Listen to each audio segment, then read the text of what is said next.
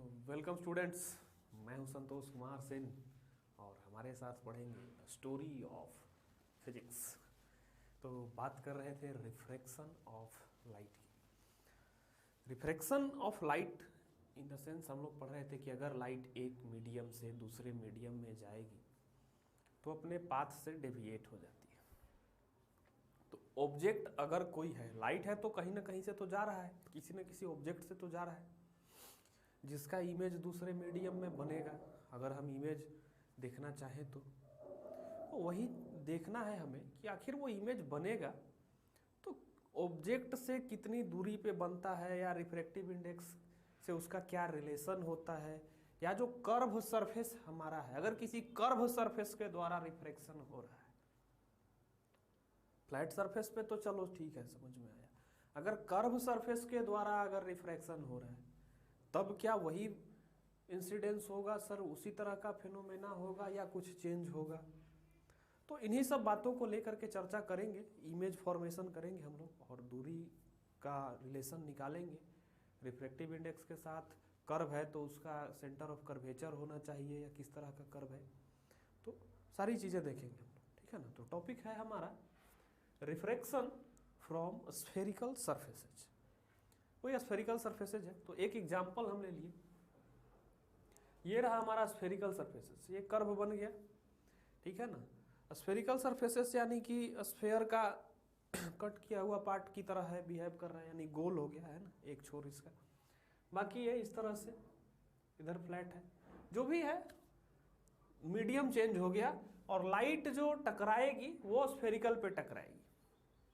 कहने का ये मतलब हो गया, इधर क्या है उधर क्या है उससे कोई मतलब नहीं है। लाइट जो आएगी, अगर ये ऑब्जेक्ट है तो जो रेज जाएगी वो इस सरफेस से टकराएगी, और जब सरफेस से टकराएगी तो ये रेयर मीडियम है, ये डेंसर मीडियम है, तो रिफ्रैक्शन होगा। फिर वही चीज देखना है कि रिफ्रैक्शन होगा तो इसका इमेज कहाँ पे बनेगा। बस यहीं से आपका कॉन्सेप्ट डेवलप होगा लेंस वगैरह का, तो ध्यान से समझते चलना है कर्व सरफेस के साथ रिफ्रैक्शन। तो देखो, हमने ऑब्जेक्ट ले लिया, ये सेंटर पॉइंट हो गया P, मिरर का जैसा होता था ना पोल P, यानी सारे डिस्टेंस जो होंगे इसी P से मेजर किए जाएंगे, ठीक है ना। एज अ पोल हम ले लिए उसको कि उसी P से मेजर किए जाए। अब यहां पे O रख दिए। अब ये कर्व सरफेस है तो मान लो कि इसका सेंटर ऑफ कर्वेचर होगा कहीं पे, यहां पे होगा, C होगा, ठीक है ना, सेंटर ऑफ कर्वेचर होगा। अब देखो आप, ऑब्जेक्ट है तो ऑब्जेक्ट से लाइट रे जाएगी, दो लाइट रे जाती है ऑब्जेक्ट से, तभी वो एक दूसरे को जहां कट करती है वहां पे इमेज बनता है। तो एक तो इसी एक्सिस को मान लो कि एक लाइट रे इसी पे गई है ना, तो जाएगी तो इस पे सीधे सीधे निकल जाएगी। दूसरा लाइट रे यहां से निकला, मान लो कि इस पे ऐसे टकराया ना, तो देखो जब टकराएगा तो अंदर जाएगा तो ये रेयर मीडियम है, ये डेंसर मीडियम है, तो नॉर्मल की ओर क्या हो जाएगा, बेंड कर जाएगा, नॉर्मल की ओर बेंड कर जाएगा। तो सबसे पहले इस कर्व सरफेस का हमको नॉर्मल पता करना होगा। कर्व सरफेस का क्या पता करना होगा, नॉर्मल पता करना होगा। तो डॉटेड डॉटेड लाइन से इस कर्व सरफेस का नॉर्मल बनाओ। यहां से कर्व सरफेस का जो नॉर्मल होता है वो कहां से पास करता है, सेंटर ऑफ कर्वेचर से, जो आप लोगों को पता है। यही हो गया ना, ये क्या हो गया, नॉर्मल हो गया। यानी इस पॉइंट का जो प्रोजेक्शन आप, ये इधर जाता, अगर डेविएशन नहीं होता तो उसी लाइन को फॉलो करते हुए जाता, लेकिन यहां क्या हो गया, डेविएशन हो गया। डेविएशन हो गया तो नॉर्मल से ये अब ये बेंट कर गया, इधर पे कहीं पे जाके काटा। तो जब यहां पे जाके काटा यानी इस पॉइंट पे क्या बन गया, इमेज बन गया। इस पॉइंट पे क्या बन गया, इमेज बन गया हमारा। तो चलो, सेंटर ऑफ कर्वेचर इसको माने थे तो इसका डिस्टेंस हम लोग मानते हैं कि R है। ये इमेज है, इमेज का डिस्टेंस हम लोग मानते हैं कि V है, और ये ऑब्जेक्ट है, ऑब्जेक्ट का डिस्टेंस हम लोग यू बोलते हैं। यही सारा कन्वेंशन था अपने पास, यही होता था ना मिरर में हम लोग, या जहां भी जाओगे लेंस में, मिरर में, सब जगह जो नोटेशन होता है यही होता है, वी यू और आर, सेंटर ऑफ कर्वेचर का। लेंसेज भी जो बनेंगे वो दो सरफेसेस को जोड़ के बनेंगे, तो दोनों का सेंटर ऑफ कर्वेचर हो जाएगा आर आर। तो लेंस में दो हो जाते हैं। देखो सारा हमारे पास रे डायग्राम बन के तैयार हो गया। अब कुछ नोटेशन हम लोग लेके चलेंगे। पॉइंट को नाम दे देते हैं। इस पॉइंट को मान लो M, और ये तो P है। यहां से प्रोजेक्शन जब रखोगे इस पे पॉइंट पे, तो ये हो गया P डैश। और हमने क्या बोला था, सरफेस इतना फ्लैट जैसा होता है, एकदम कर्व, बिल्कुल हल्का कर्व होता है, तो फ्लैट जैसा होता है, तो ये दोनों पॉइंट एक दूसरे पे लाई करते हुए दिखते हैं। अब आप लोग पूछोगे कि हर बार इसी तरह का कन्वेंशन आप क्यों लेते हो? तो जितने भी फॉर्मूले ड्राइव किए जाते हैं वो कुछ ना कुछ एजम्पशंस पे बेस्ड होते हैं।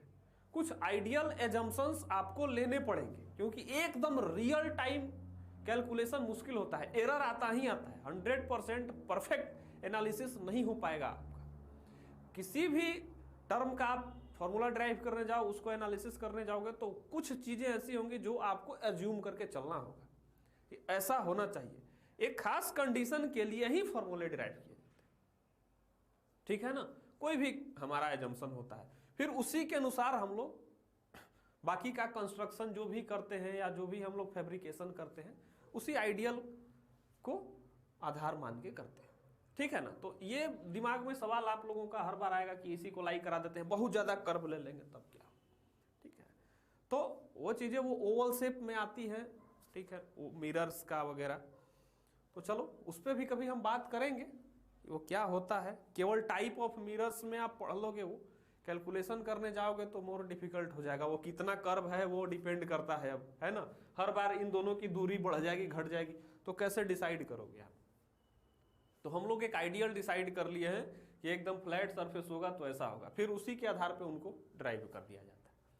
तो इस पे बात करेंगे। चलिए एंगल मान लेते हैं। मान लिया जाए कि ये जो रे है वो अल्फा एंगल पे गया है। अल्फा एंगल पे गया है, सी को मान लो कि बीटा एंगल पे है, और आई जो आया वो गामा एंगल पे आया, ठीक है ना। एंगल मान लिए। चलो और देखो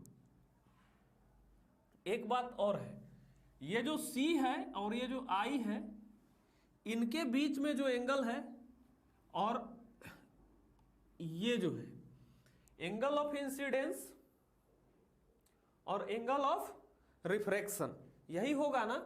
ये नॉर्मल के साथ बनाया, ये भी नॉर्मल के साथ बनाया, तो I और R एंगल ऑफ इंसिडेंस और एंगल ऑफ रिफ्रैक्शन वही होगा ना, I होगा और R होगा।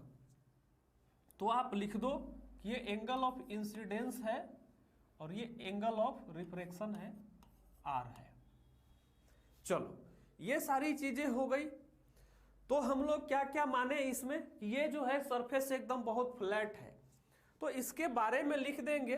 सबसे पहले तो जितना भी डिस्टेंस मेजर कर रहे हैं, इस P से मेजर कर रहे हैं, तो लिख सकते हो कि all distances are measured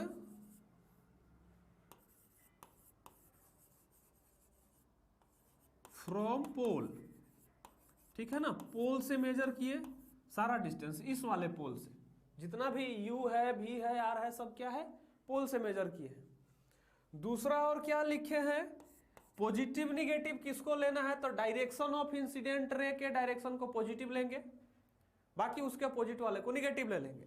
sign convention में यही मानना है ना। तो पॉजिटिव किसको लिए हैं, डायरेक्शन ऑफ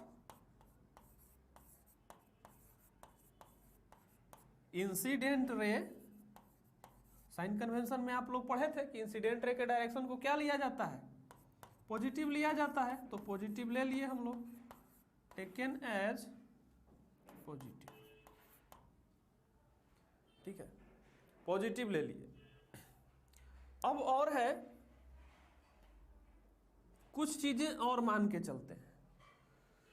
ये जितने भी रेज हैं ये जितने भी रेज हैं मैंने जूम करके दिखा दिया, ये काफी ऊपर, लेकिन ये अल्फा और बीटा ये सब इतने स्मॉल होंगे, ये रेज पैरा एक्सियल होंगे, एकदम क्लोज, एकदम सटा हुआ होता है, ऐसा बनाएंगे ना कि एकदम सटा हुआ, तभी तो ये फ्लैट के जैसा बिहेव करेगा ना।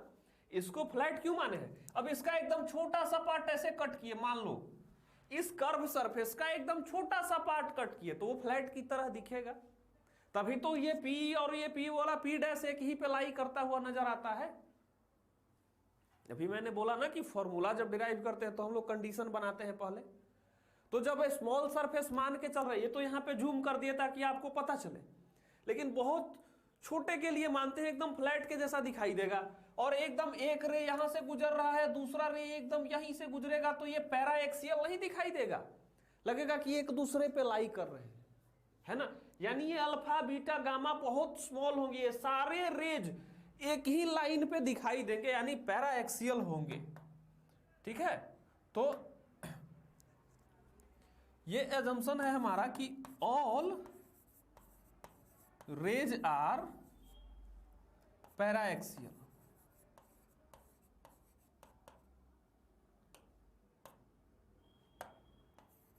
पैरा एक्सियल, ठीक है ना। तो जब ऐसा होगा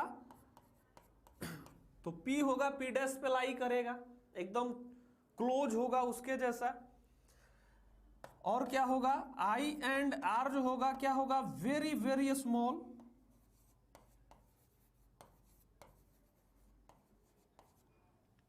वेरी वेरी स्मॉल, है ना, ये भी होगा, और ये अल्फा बीटा और गामा भी वेरी वेरी स्मॉल होंगे। जब ये होगा तो ये वेरी वेरी स्मॉल होगा, एक ही पे लाई करेंगे तो ये सारे एंगल जो हो जाएंगे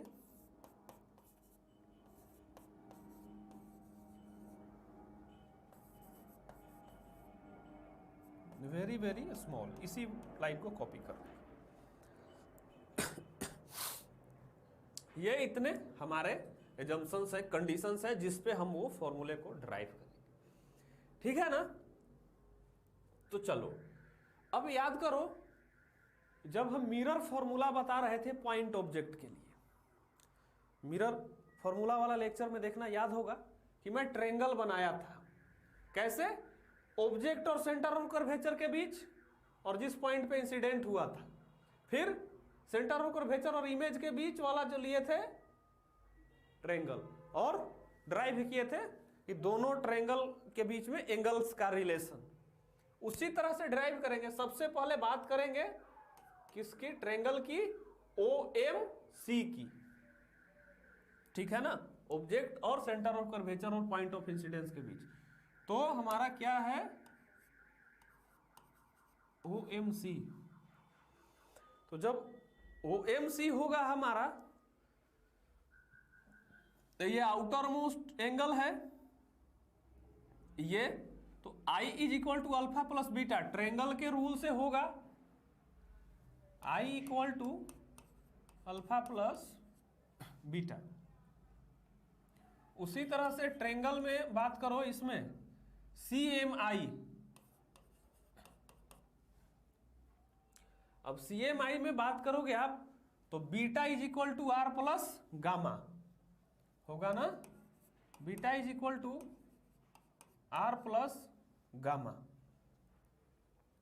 तो यहां से आपको निकल के आ गया, तो सबसे पहले तो I आ गया है, R इज इक्वल टू निकाल लेते हैं, यही दोनों का तो खेल है। जब स्नेल्स लॉ लगाएंगे तो एंगल ऑफ इंसिडेंस और एंगल ऑफ रिफ्रैक्शन ही आएगा, तो यहां पे तो I इज इक्वल टू आ गया है, यहां पे R equal to beta minus gamma कर लेते हैं, ठीक है ना, बीटा माइनस गामा कर लिए। चलो अब देखो हम लोगों ने क्या बोला, अब स्नेल्स लॉ लगाना है, पहले स्नेल्स लॉ लगा दो, ठीक है ना। यहां पे बोलो कि हाँ Snell's law using Snell's law, तब एंगल का पुट वगैरह करेंगे। अब जिधर साइड का रिफ्रैक्टिव इंडेक्स उधर साइड का ही एंगल, तो μ1 into I sine I, sorry μ1 into sine I is equal to μ2 into sine are,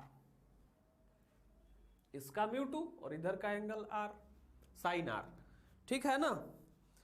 अब हमने क्या बोला था, आई और आर वेरी स्मॉल, तो जब आई और आर वेरी वेरी स्मॉल होता है तो साइन थीटा के वैल्यू क्या हो जाता है, थीटा। बार बार करते आए हैं तो हर बार लिखने की जरूरत आई थिंक सो नहीं है, क्योंकि साइन आई को अगर आई वेरी वेरी स्मॉल है तो क्या लिख सकते हो, साइन आई को केवल आई लिख सकते हो। तो हम लोग लिख सकते हैं μ1 आई इक्वल टू μ2 आर, ठीक है ना। और I is equal to alpha plus beta और R equal to beta minus gamma. μ1 alpha plus beta, μ2 beta minus gamma, ठीक है ना। अब अल्फा बीटा भी तो गामा भी तो वेरी वेरी स्मॉल है, अल्फा बीटा और गामा भी तो वेरी वेरी स्मॉल है ना। तो जब alpha beta gamma very very small अगर है, वेरी स्मॉल अगर है तो साइन थीटा बराबर थीटा होता है, टेन थीटा बराबर भी थीटा थीटा ही होता है ना, जैसा कि आप लोगों को पीछे मैं बता चुका हूं।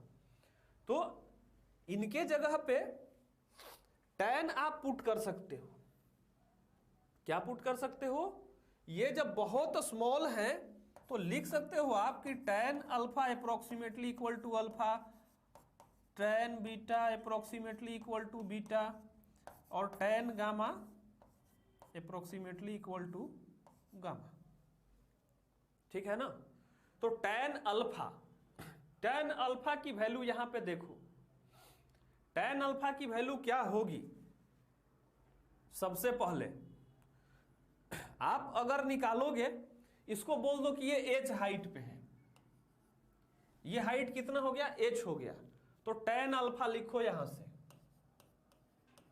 Ten alpha is equal to tan theta बराबर क्या होता है, लंब बटे आधार l बाई बी, यानी h बाई यू क्या होगा, h बाई, अब यहां पे हम लोग देखेंगे क्या, साइन कन्वेंशन, हाइट ऊपर की ओर है, प्रिंसिपल एक्सिस से ऊपर की ओर है तो पॉजिटिव अभी h, और ये जो है वो पोल से कहां मेजर कर रहे हैं, इंसिडेंट रे के अपोजिट डायरेक्शन में, u की वैल्यू यानी u निगेटिव, और यही है ना नीचे में u ही यानी माइनस u, यहीं पे साइन कन्वेंशन हम रख लेते हैं ताकि यहां पे पुट करना आसान होगा।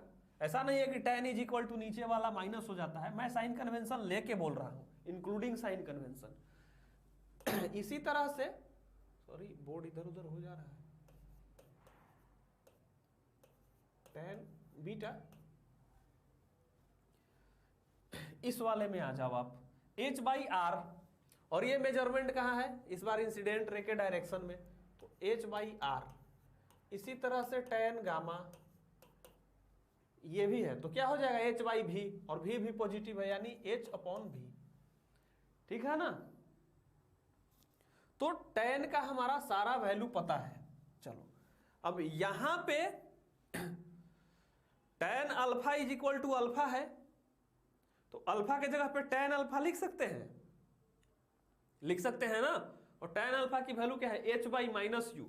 तो वो वैल्यूज को यहां पे पुट करेंगे। सबसे पहले तो alpha is equal to tan alpha रखो, और tan अल्फा का value h by minus u रखो, यानी μ1 जब वैल्यू पुट करोगे, ये सारा वैल्यू कैलकुलेट करके पुट करोगे, तो μ1 alpha is equal to tan alpha, और tan alpha h by minus u, फिर क्या है प्लस बीटा, उसी तरह से tan बीटा की वैल्यू पुट करोगे h by R is equal to μ2 beta, beta क्या है h by R minus gamma क्या हो गया h बाई भी। यही आया है आप लोगों का, तो चलिए इतना कुछ आ रहा है। अब कोशिश करते हैं कि R वाले पॉइंट को, पहले तो H कॉमन है, सब में कट जाएगा, H कॉमन है, काट के हटा दो, है ना, ऐसे लिखो μ1 1/r, या माइनस को इधर कर दो 1/u, ये हो गया is equal to μ2 1/r minus 1/v, ये आया।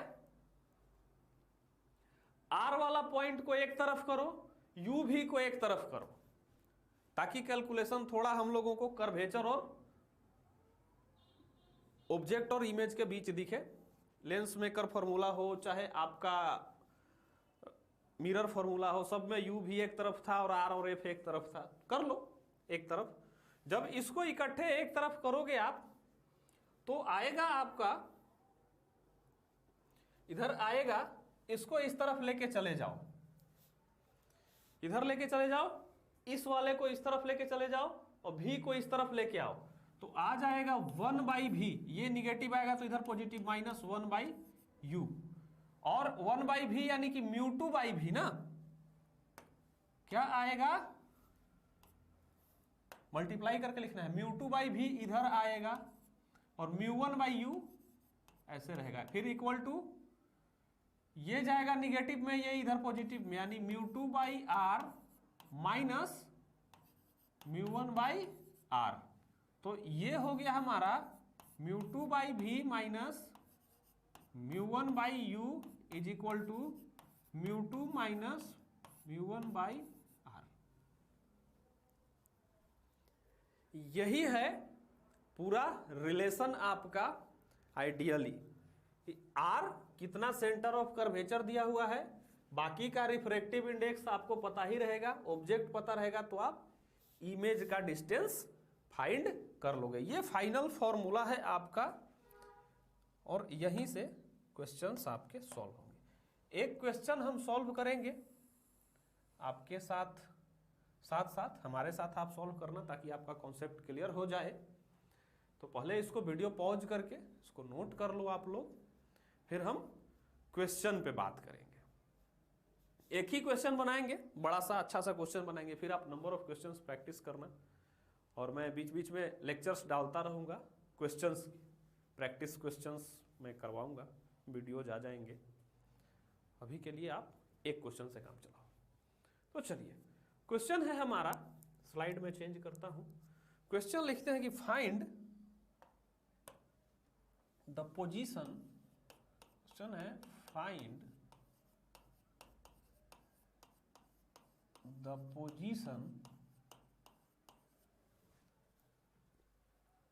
And nature, position and nature of final image, है ना, nature of final image, finally जो बनेगा वो फाइनल इमेज। अब ये तो आपको पता चलेगा क्वेश्चन देख के, चलो फाइनल इमेज का बताना है। अब क्वेश्चन क्या है तो देखो, मैं लैंग्वेज लिखवाने से अच्छा है कंस्ट्रक्शन बना देता हूं और डायग्राम में ही क्वेश्चन को समझ लो आप लोग, बेहतर रहेगा। तो चलो एक मैं लेता हूं स्फेरिकल सरफेस, हमारा ये स्फेरिकल, हाँ इस तरह से है सरफेस, देखो स्फेरिकल सरफेस ले लिए, ये हमारा स्फेरिकल सरफेस है, ग्लास का है, ठीक है ना, ये है ग्लास, इसका रिफ्रैक्टिव इंडेक्स होता है 1.5 या 3/2 लिख सकते हो, या 1.5, और चारों तरफ क्या है, पानी है। इसको किस चीज में रख दिए, ये वाटर में रखा हुआ है, समझ लो पानी में डुबा दिए हैं, ठीक है ना, वाटर।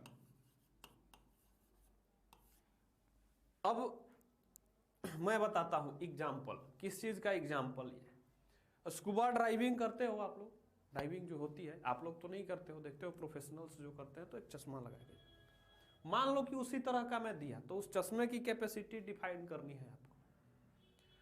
तो क्या होता है, इधर से देखना होता है, उधर पानी में ऑब्जेक्ट होता है, तो कैसे इमेज बनेगा, कुछ उसी तरह का एग्जाम्पल हम लिए हैं, बताना है कैसे इमेज बनेगा हमारा।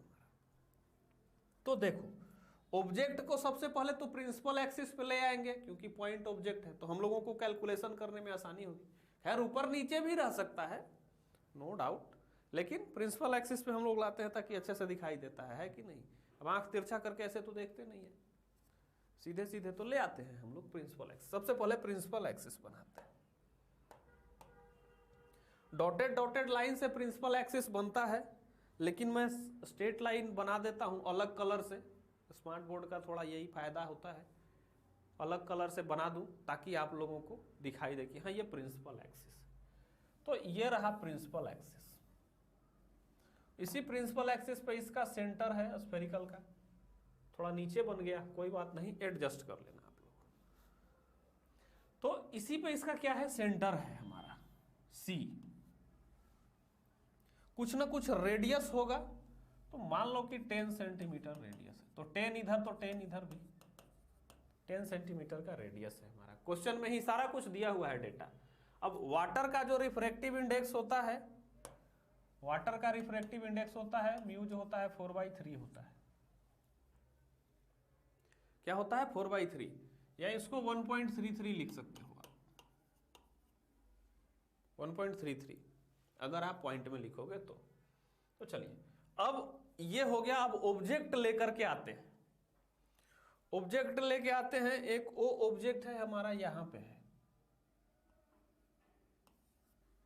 और डिस्टेंस जो है, डिस्टेंस, अब देखो दो सरफेस बनेगा यहां पे, एक तो P ये हो गया, दूसरा P ये हो गया। दो बार रिफ्रैक्शन होंगे, एक बार यहां से लाइट जाएगा तो इसमें रिफ्रैक्शन होगा, दूसरा बार फिर यहां से निकलेगा, दो रिफ्रैक्शन होंगे। तो ये जो कर्व सरफेस कैसा बिहेव करेगा, उसको एक तरह से मिरर जैसा लगता है ना। कर्व सरफेस जब रहता है, हम क्या बोले थे कि सारे डिस्टेंस क्या करना है, पोल से मेजर करना है। तो ये क्या है, पोल हो गया, ये भी एक तरह से पोल हो गया इस सरफेस के लिए। तो जितना भी डिस्टेंस मेजर होगा कहां से होगा, पोल से होगा। तो ओ जो है ऑब्जेक्ट है वो 20 सेंटीमीटर पे है, कहां से, पोल से। इस वाले पोल से रखे हैं ऑब्जेक्ट अभी 20 सेंटीमीटर पे। तो चलो हो गया हमारा। अब इधर है आंख,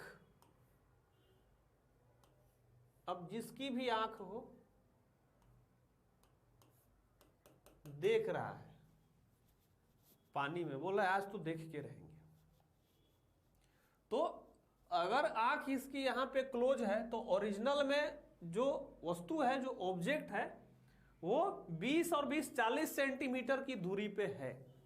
लेकिन इस चश्मे को लगाने के बाद, यानी इस स्फीयर को अपनी आंख के सामने रखने के बाद, क्या 40 सेंटीमीटर पे ही वो ऑब्जेक्ट दिखाई देगा? अगर नहीं तो कितने पे दिखाई देगा, यही आपको फाइंड करना है, ठीक है ना। तो और किस तरह का होगा, यानी पोजीशन और नेचर। नेचर कैसा होगा, यानी रियल होगा, इन्वर्टेड होगा, वर्चुअल होगा, अपराइट होगा, कैसा होगा, है ना, डिमिनिश्ड होगा, इनलार्ज होगा, बहुत सारी चीजें जो आपको निकालनी है इसमें। तो आप वीडियो पॉज करके ट्राई करना। आपको स्नेल्स लॉ पता है, अलग अलग सरफेस से स्लैब से रिफ्रैक्शन मैंने बता रखा है। तो एक बार यहां पर रिफ्रैक्शन कराना, दूसरी बार यहां पर रिफ्रैक्शन कराना। तो पॉज करके पहले आप ट्राई करो, फिर मैं अभी सॉल्व करता हूं, फिर मैच कराना मेरे साथ। तो हम सबसे पहले तो दो सरफेसेस हैं हमारे, एक सरफेस ये हो गया, दूसरा सरफेस ये हो गया। तो एक रे तो मान लो कि इसी पे जा रहा है, प्रिंसिपल एक्सिस पे ही मान लो, और दूसरा रे हम लेते हैं बस। तो रे लेना है अब हमको, ठीक है ना, रेज लेंगे, और ये रेज यहां से निकलेगा, ऐसे क्या होगा, टकराएगा। तो इस सेंटर से क्या बनेगा, इसमें नॉर्मल, यही सेंटर से जाएगा ना, ये क्या है, नॉर्मल है। तो ये जो ओरिजिनल में होगा, कौन डेंसर होगा कौन रेयरर होगा, कैसे पता चलेगा, किसका म्यू ज्यादा है, जिसका म्यू ज्यादा वो डेंसर। तो ग्लास का म्यू ज्यादा है, इसका 1.33 है, इसका 1.5 है, यानी ये डेंसर मीडियम हो गया। तो जब ये डेंसर मीडियम हो गया तो क्या होगा, नॉर्मल की ओर बेंड कर जाएगा। यानी ओरिजिनल में इसका लाइन क्या है, ओरिजिनल में तो ये ऐसे जाता रेज, लेकिन अभी क्या करेगा, बेंड कर जाएगा। कैसा बेंड करेगा, ऐसा, ऐसा बेंड कर गया, ठीक है ना। अब यहां पे बेंड करेगा तो यहां पे भी नॉर्मल बनाओ। अब एग्जैक्ट का तो हमको नहीं पता, हम अंदाज पे बना रहे हैं। अब डेंसर टू रेयरर जा रहा है, अब क्या हो रहा है, डेंसर टू रेयरर जा रहा है, तो कैसा होगा, अवे भागेगा। अब अवे जब भागेगा तो पहले तो देखो, एक मिनट, थोड़ा सा मैं कंस्ट्रक्शन को सही करता हूं, अदरवाइज पीछे बनने लगेगा इमेज। मैं हल्का कंस्ट्रक्शन को देखो सही करता हूं, थोड़ा बहुत वही बनाऊंगा, इसको थोड़ा नीचे मैं बनाता हूं ताकि आपको समझने में आसानी हो। जो फॉर्मूला हमारा है वो किस चीज के लिए था, एकदम रे को क्लोज लेना था, तो क्लोज ही ले लेते हैं, ठीक है, क्लोज ले लेते हैं, ज्यादा सही रहे। तो ये जो है ऐसे अपने लाइन पे, तो हल्का सा टिल्ट कर जाएगा, ऐसे न जाके ऐसे जाएगा, है ना, थोड़ा सा बेंड कर गया। तो चलो, थोड़ा सा जब बेंड कर गया है तो अब होगा, अब इस सेंटर से ये होगा नॉर्मल, ठीक है ना। तो जब थोड़ा बेंड कर गया है तो ये पीछे की ओर कहां आएगा, कहीं और पीछे आएगा इसका। ये हल्का ऐसे बेंड किया है ना, इधर साइड बेंड किया है, तो जब इधर साइड बेंड किया है तो ये जो होगा कहीं यहां पे बनेगा। ये मेरा थोड़ा नीचे आ गया है, एक एग्जैक्ट बना ही देता हूं, अदरवाइज आप लोगों को लगेगा कि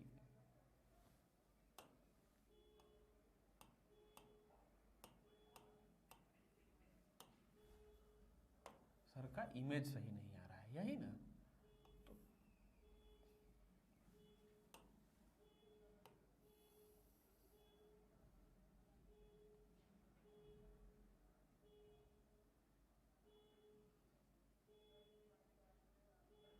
हाँ, ये देखो अब जाके सही बना है। अब मैं नॉर्मल बनाता हूं, ठीक है ना, इस पॉइंट पे अब ये नॉर्मल हो गया। तो जब इस सरफेस के लिए इमेज कहां बनेगा, ये वाला रेज एकदम बिल्कुल इससे सटा हुआ कहीं इधर से आता हुआ दिखाई देगा, यानी I1 इमेज 1।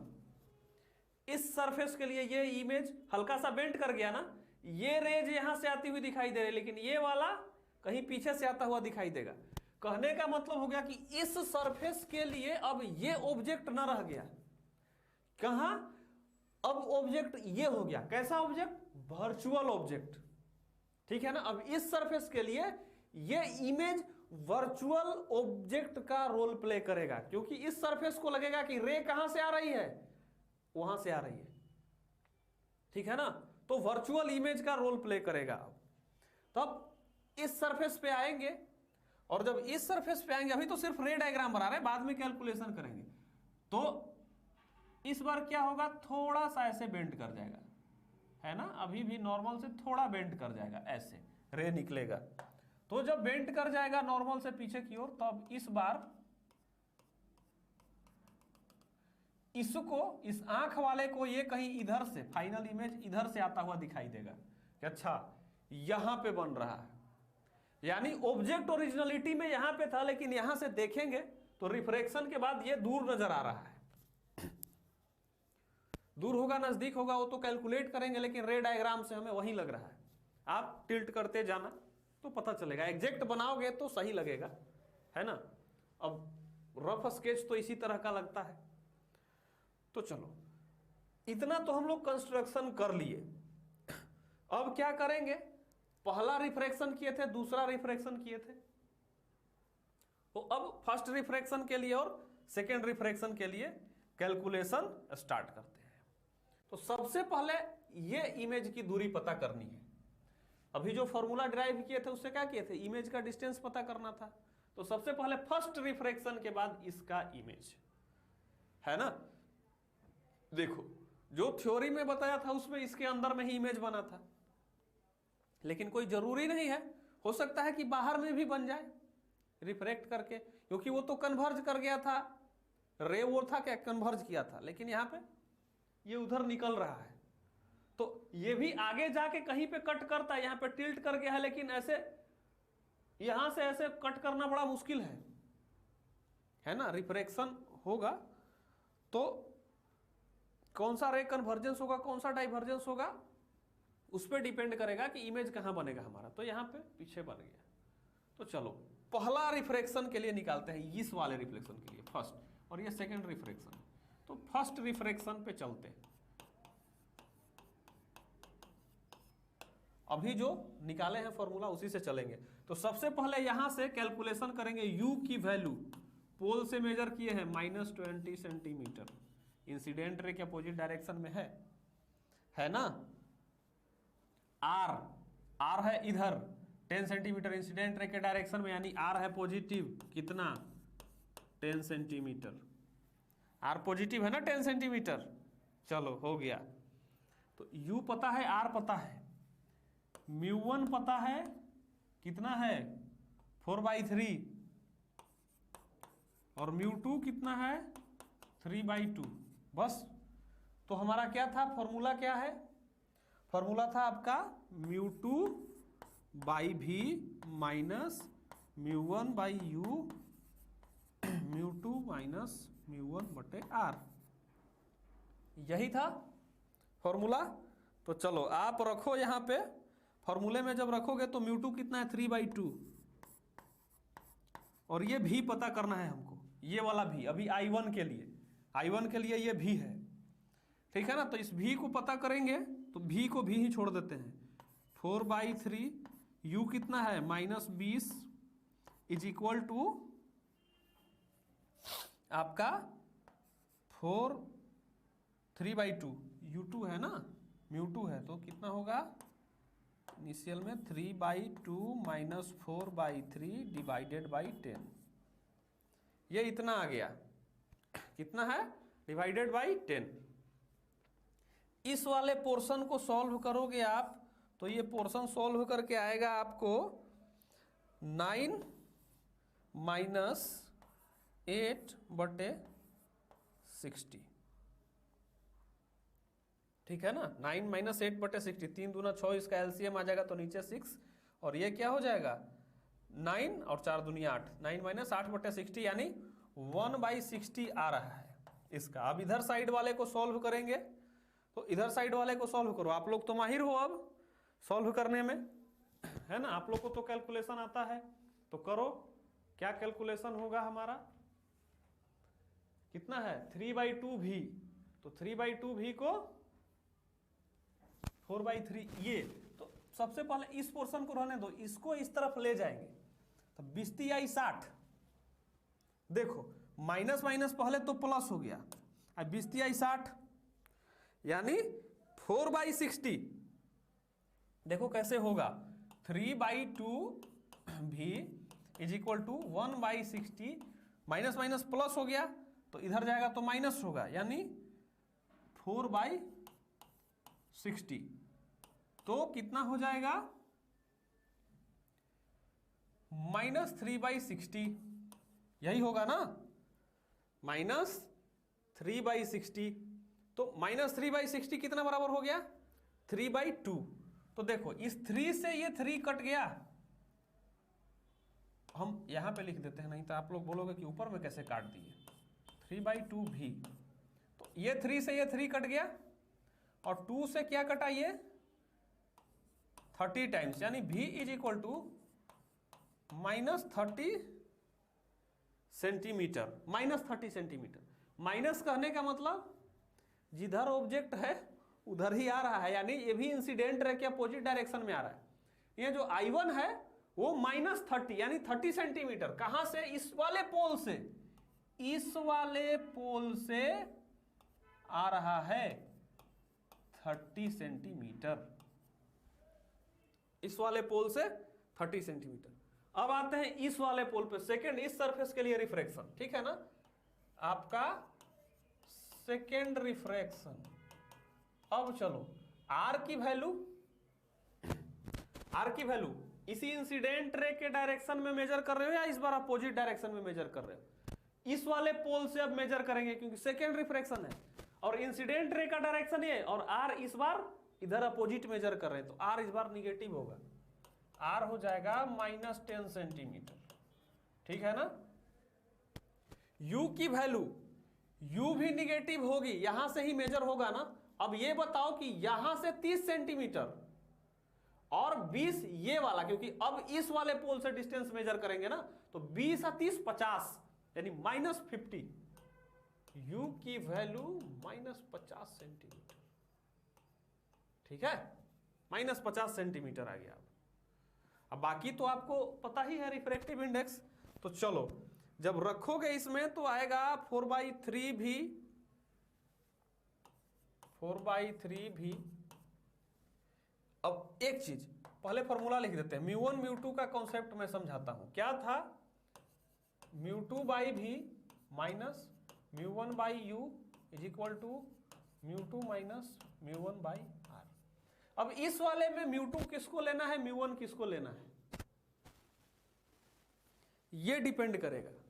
तो देखो μ2 किसको लेना है, μ1 किसको लेना है, तो जब स्नेल्स लॉ आप लगाते हो, स्नेल्स लॉ लगाते हो तो आपको तो लगेगा कि जो रे आ रही है वो तो इधर से आ रही है, रेरर से ही आ रही है, लेकिन जो लिया जाता है वो जिस सरफेस से रिफ्रैक्शन हो रहा है उसके जस्ट पहले रे कौन से मीडियम में था उसका रिफ्रैक्टिव इंडेक्स, यानी रिफ्रैक्शन से जस्ट पहले रे कौन से मीडियम में था, रिफ्रैक्शन से जस्ट पहले ग्लास में था, तब वो हो जाएगा। अब ये इंसिडेंट रे हो गया है ना, यानी इस बार म्यू इंसिडेंट रे ये हो गया, और यहां पे क्या है, रिफ्रैक्शन से जस्ट पहले रेयरर में था, तो इस बार इधर का म्यू और तब इंसिडेंट रे, है ना। देखो कैसे सिनेरियो चेंज होता है। अब देखो यहां पे ये हमारा क्या आ रहा था, μ2/v, किसको लिए थे μ2, इसको लिए थे, इसको लिए थे μ2। क्यों? μ1 किसको माने हैं, जिस हमारा मीडियम से इंसिडेंट रे आ रहा है, μ1 किसको माने थे, जिस मीडियम से इंसिडेंट रे आ रहा है। अब यहां पे इस सरफेस के लिए इंसिडेंट रे कौन से मीडियम से आ रहा है, रिफ्रैक्शन के जस्ट पहले, ये नहीं आ तो इधर से ही रहा, लेकिन रिफ्रैक्शन से जस्ट पहले जिस मीडियम में रे होगा उसी मीडियम को हम कंसीडर करेंगे, यानी ग्लास से आ रहा है। इस बार μ1 क्या हो जाएगा, ग्लास का, और μ2 क्या हो गया, एयर का, क्योंकि इधर। तो इस बार क्या होगा हमारा 4/3 भी, ठीक है ना, 4/3 भी माइनस 3/2 और कितना हो गया -50 इज इक्वल टू μ2 माइनस μ1। इस बार μ2 किसको माने हो, 4/3 को, -3/2 डिवाइडेड बाई -10। अब जब इसको सॉल्व करोगे आप, उस पूरे कैलकुलेशन को, राम कहानी को आप सॉल्व करोगे तो वहां से आएगा, पहले तो 4/3 ही, इसको हम छेड़ते नहीं है, और बाकी के कैलकुलेशंस को इधर ले जाके करोगे तो आ जाता है -4/300, ऐसे आता है, ठीक है ना, -4/300। तो 4 से 4 कट जाता है, आप कैलकुलेट करके देख लेना, ये तो जोड़ घटाव है, अब मैं इस पे भी बोर्ड पे करूं समय बर्बाद होगा।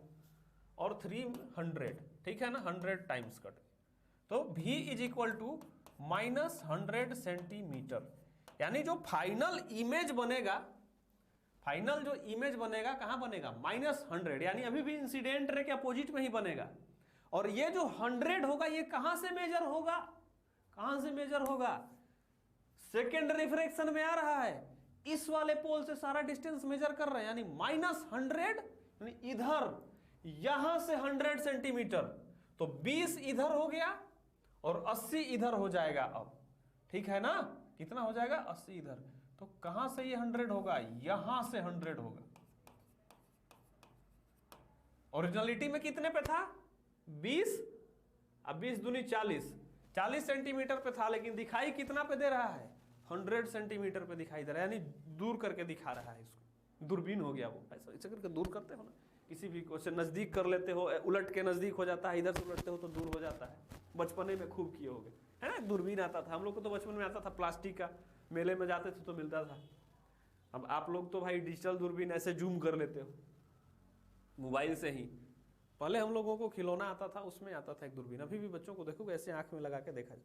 टेलीस्कोप वगैरह जो है साइंस में यूज हो रहा है, बचपन में लोग भूल गए, अब बचपन है कहाँ, लोग खिलौनों से खेलते ही नहीं है ना, पबजी। अब तो हम लोग पहले ऐसा देखते थे। तो जूम को देखो कितना 100 सेंटीमीटर पे चला गया, है ना। और कहां बनेगा, इस पे आई पे बनेगा। तो देखो नेचर पूछा था, पोजीशन तो पता चल गया, अब नेचर पूछा था। अब ये बताओ कि क्या ये रेज रियली में एक दूसरे को काट रही है, रिफ्रेक्टेड रे रियली में एक दूसरे को काट रही है क्या? नहीं काट रही है, नहीं काट रही है ना। हम लोग क्या कर रहे हैं, एज्यूम कर रहे हैं कि ये रे कहीं पीछे से आ रहा होगा, यानी वर्चुअल बना रहा है, रियल इमेज नहीं बन रहा है। कैसा बना रहा है, नेचर क्या है, वर्चुअल, ठीक है ना, वर्चुअल इमेज बनाया, यही हो गया हमारा इसका नेचर। अब इस पे नंबर ऑफ क्वेश्चंस आएंगे, अलग अलग क्वेश्चंस हैं, आप करना प्रैक्टिस, और अलग अलग कॉन्सेप्ट्स आएंगे तो आप सॉल्व करते रहना। बाकी का इसमें कॉन्सेप्ट इतना ही था। न्यूमेरिकल्स में तो अलग अलग कॉम्बिनेशंस में जाओगे तो थोड़ा बहुत कॉन्सेप्ट्स आते रहते हैं, बाकी कुल मिला के थ्योरेटिकल कॉन्सेप्ट इतना ही था। और फिर हम आगे बात करेंगे अगले लेक्चर में, अपने लेंसेस पे चलेंगे। अब लेंस क्या होता है हमारा, तो चलिए, तो इन्हीं भूली बिसरी यादों के साथ आपसे विदा लेते हैं, मिलेंगे अगले लेक्चर में आगे की कहानी के साथ। तब तक के लिए पढ़ाई करते रहिए, बाय बाय, सायोनारा।